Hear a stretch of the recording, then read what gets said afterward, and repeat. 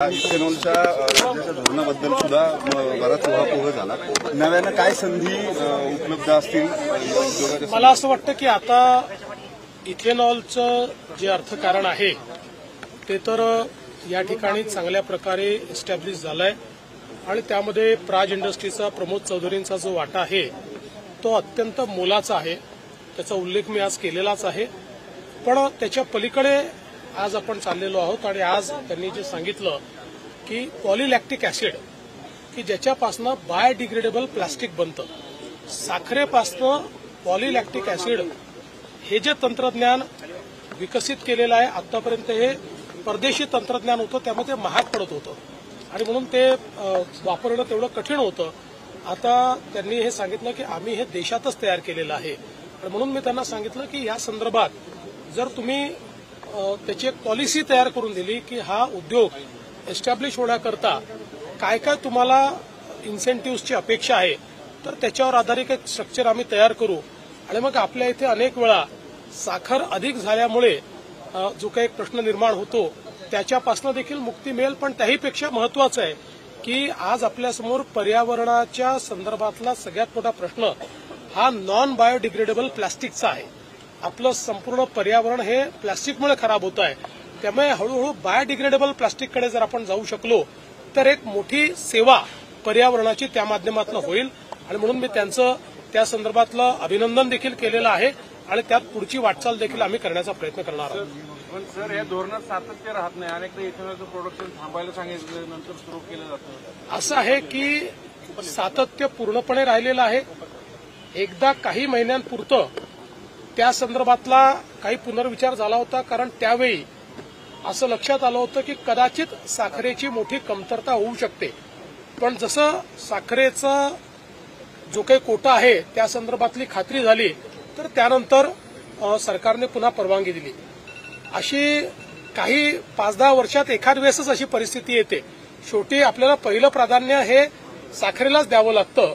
पण मला असं वाटतं की मोदी सरकारने जे धोरण केलं आज त्यामुळे 20% ब्लेंडिंग पर्यंत आपण पोहोचलो, देशाचे लाखो कोटी रुपये आपण परकीय चलन हे आपण वाचवू शकलो आणि त्याचा उल्लेख हे प्रमोद चौधरींनी देखील केला की ही सगळी अर्थव्यवस्था ही मोदी सरकार आल्यानंतरच तयार झाली।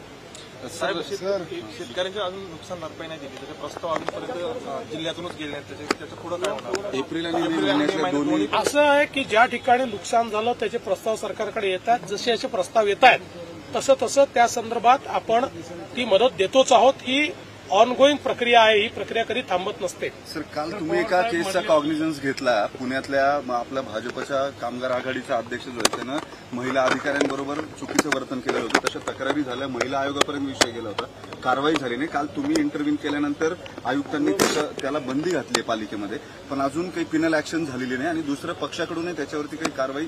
बघा, मी पहिल्यांदा तर तुम्हाला सांगतो, कुठल्याही पक्षाचा कोणी असो चुकीचा वागेल, कायदा मोडेल तर या राज्यामध्ये त्यांना आम्ही सोडणार नाही।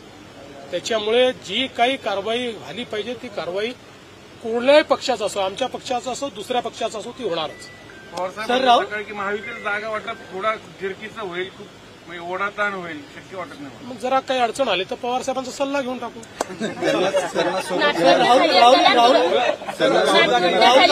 तुरुंगात जायचं वय नाही, भाजपसोबत जाण्याबाबत प्रस्ताव मांडताना शिंदेंनी संवाद साधल्याचा संजय राऊतांचा दावा।